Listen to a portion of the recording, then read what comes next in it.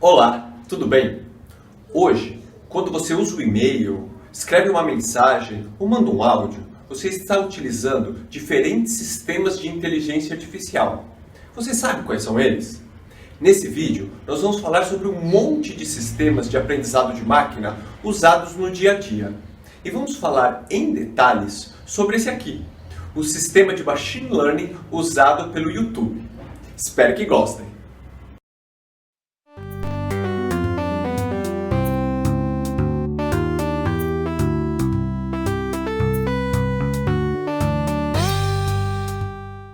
Meu nome é Ângelo, eu sou professor de Inteligência Artificial no Instituto Federal de São Paulo e esse aqui é o último de 3 vídeos que fizemos sobre a introdução ao aprendizado de máquina. Caso você não tenha assistido aos 2 episódios anteriores, o link dele está na descrição desse vídeo, certo? Então vamos lá. Quando a gente fala hoje em aprendizado de máquina, há sempre 3 aspectos importantes a serem considerados. A tarefa a qual o algoritmo será aplicado, os dados usados na fase de treinamento e a previsão que o sistema é capaz de fazer na sua fase de operação. Então nós vamos falar sobre os sistemas de Machine Learning usados no dia a dia, sempre enfocando nesses 3 aspectos, tá?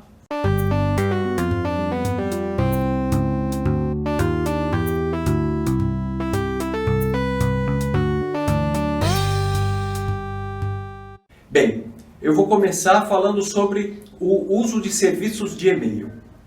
A tarefa de identificar automaticamente uma mensagem como importante é feita pelo aprendizado de máquina.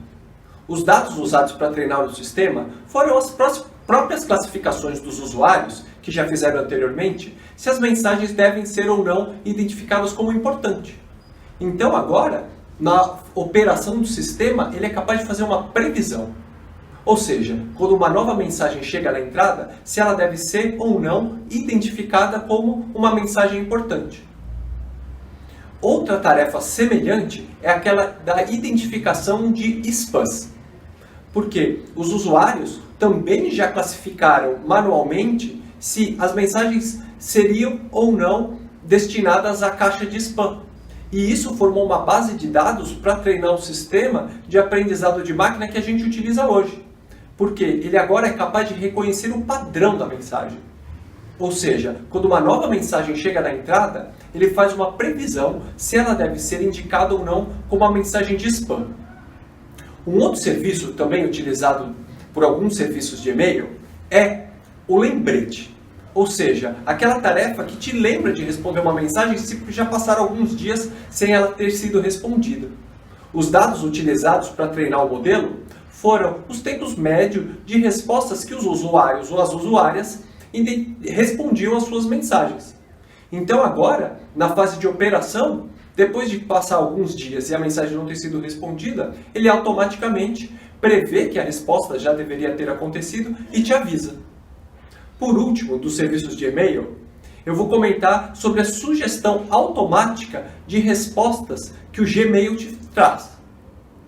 Os dados para treinar o modelo foram os padrões de respostas que as pessoas davam para suas mensagens. Então agora, na fase de operação, quando chega uma nova mensagem, ele já te automaticamente dá algumas sugestões de resposta para você enviar, certo? Bem, mas fora dos e-mails, por exemplo, quando a gente vai mandar uma mensagem num celular, também utilizamos um montão de sistemas de inteligência artificial. Começando pelo desbloqueio do aparelho.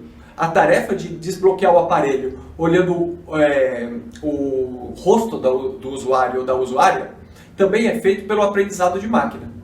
Os dados usados para treinar o sistema foram um montão de fotos do rosto em posições diferentes, com iluminações diferentes. E agora a previsão é dada com a captura de uma nova foto do rosto do usuário, se ele é ou não o dono ou a dona do aparelho para desbloquear o celular, certo?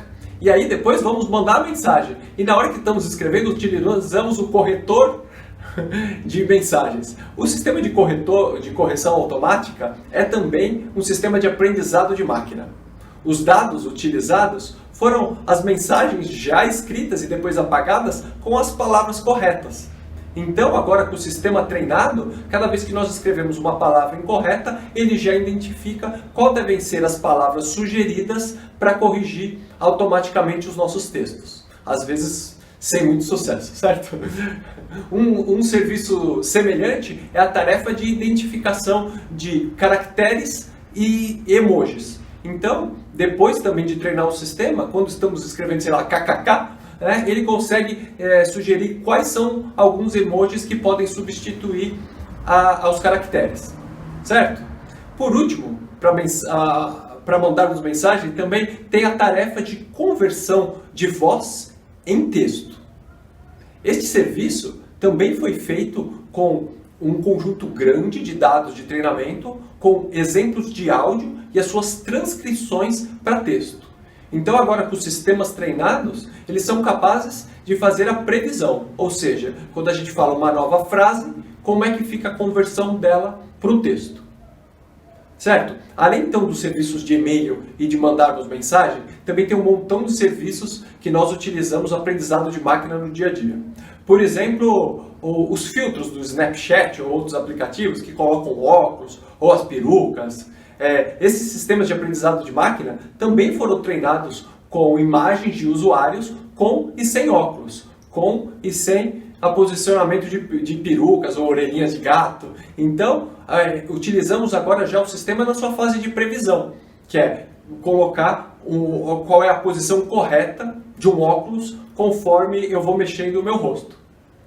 Bem, um outro serviço também que usamos bastante de aprendizado de máquina são os chatbots dos serviços de atendimento ao cliente das empresas. Esses serviços foram treinados com as respostas para as perguntas mais frequentes dos usuários. Então agora, na sua fase de operação, quando se faz uma nova pergunta na entrada do sistema, ele é capaz de fazer uma previsão qual deve ser a resposta a ser devolvida para o usuário. E por último, eu vou falar sobre o Google Tradutor. Essa tarefa de tradução automática utilizou uma base de dados enorme de textos já disponíveis na internet em línguas diferentes. E isso foi utilizado para treinar os sistemas que a gente utiliza hoje para, por exemplo, agora na fase de operação, colocar um novo trecho na entrada e ele sugerir automaticamente como deve ser a tradução em outra língua. Certo? Eu aqui listei rapidamente um montão de serviços de aprendizado de máquina que nós utilizamos diariamente. Mas eu gostaria de falar com maiores detalhes sobre os sistemas de machine learning aqui do YouTube. O YouTube utiliza o aprendizado de máquina para um montão de serviços, para identificar aqueles vídeos sugeridos conforme você está assistindo a um novo vídeo. Também utiliza o aprendizado de máquina para ranquear automaticamente quais devem ser os comentários primeiramente visualizados pelos outros usuários. Mas o que eu gostaria de falar é aquele sistema que indica automaticamente o próximo vídeo que vai ser assistido. Sabe quando você não faz nada, acaba um vídeo e não clica mais em nenhum outro lugar, que já começa a passar automaticamente um novo vídeo?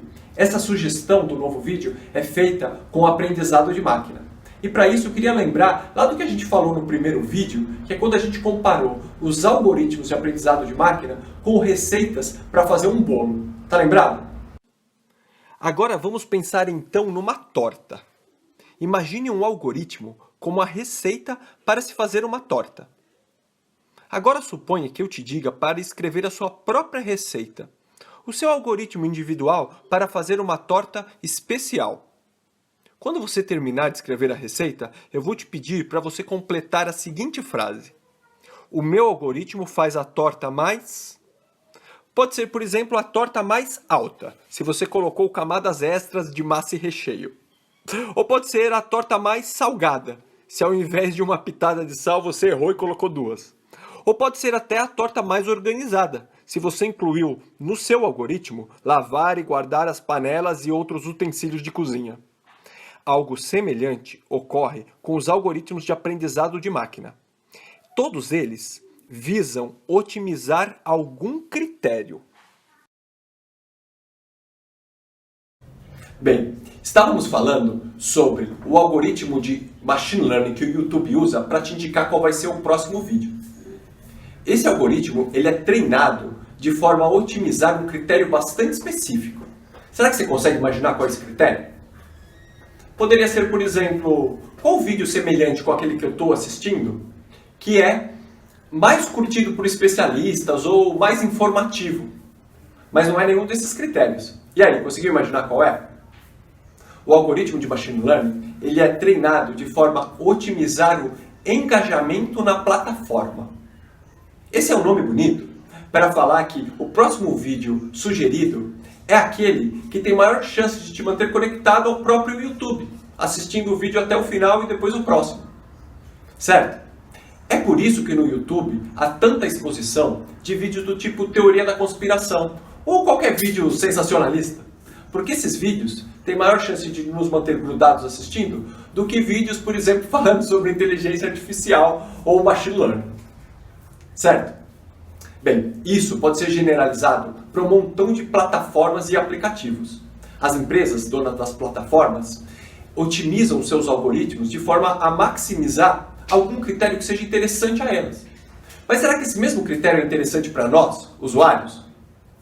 Pelo menos fica aqui um questionamento de que a gente possa pensar de forma consciente qual vai ser o nosso próximo passo. Mesmo que seja simples, como, será que o vídeo que eu quero assistir é esse mesmo que o YouTube está me indicando? Bem, pessoal, esse aqui foi o último vídeo que fizemos sobre introdução ao aprendizado de máquina. A partir do próximo vídeo, nós já vamos tentar entender o que tem dentro do algoritmo e não enxergá-lo mais como uma caixa fechada, e sim como ele funciona por dentro. Bem, para terminar esse vídeo então, eu quero deixar aqui um desafio para você responder nos comentários. Imagine a seguinte base de dados. As pessoas com que eu me relaciono nas redes sociais, seja o Insta ou o Face, e as coisas que essas pessoas compram online.